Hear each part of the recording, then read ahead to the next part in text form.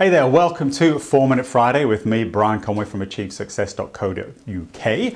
And this week I want to give you a tip on how to improve the quality of each of the deals or the opportunities that currently sit in your sales pipeline. Now, I've chosen this subject this week, as I normally do, based on something that's happened during the week that's just gone past. And twice this week, clients have asked me to help them move deals that are in their pipeline further forward.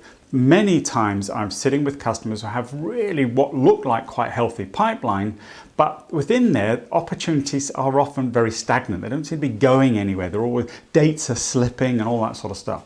So here's a tip on how to help move opportunities forward. And that is to ask your customer, what happens if they don't make a decision? What happens if they don't buy your product or service? Or explicitly, what happens if they don't buy your product or service by a particular time scale? So let's say you've qualified with your customer that they want to do something within the next 3 to 6 months.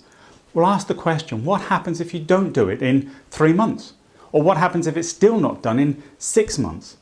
Because if a customer can't actually articulate the negative impact, or there isn't a recognizable negative impact, then quite often the pain that's often used to motivate a customer to take action probably doesn't exist.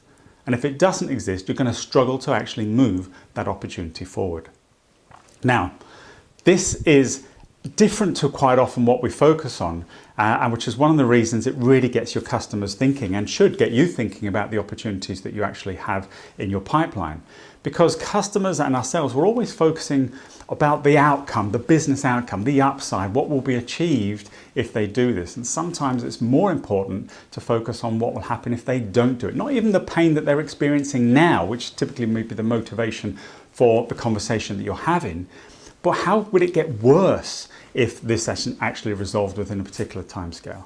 So what happens if a customer doesn't make a decision? And if your customer can't answer that question, then that should raise some alarm bells, because evidently they don't even understand what is the true motivation for spending money with you. And if that motivation isn't there, the chances are that they're not going to do it. Now, you've got two choices here. Obviously, one is you can qualify out of an opportunity. Now, I don't really like to do that in most cases, unless you identify through a number of parameters that it really is a no-hoper. But ideally, what it will do is start moving you towards a real or a better understanding of what the customer is hoping to achieve and what will happen if they don't actually take action.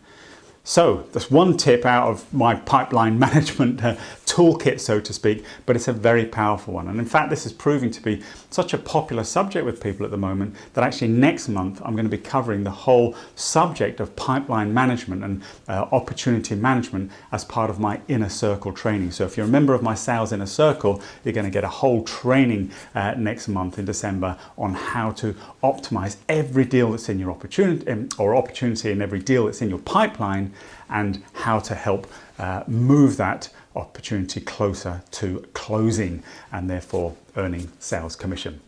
So, hope you got value from that. I trust you have, but you will only get value if you actually apply it. So your task for this coming week, until I see you again next Friday, is to actually ask that question of your customers. Or if you're a sales manager, ask it around each of the opportunities that your sales team members actually have in their pipelines. So I'm Brian Conway. This has been 4 Minute Friday. Please leave a comment and share with me your experience of actually applying this over the week. Like, share, all the usual sort of stuff. I'd appreciate it. And I look forward to seeing you next Friday. But in the meantime, have a great week of selling. I'll see you soon. Bye-bye.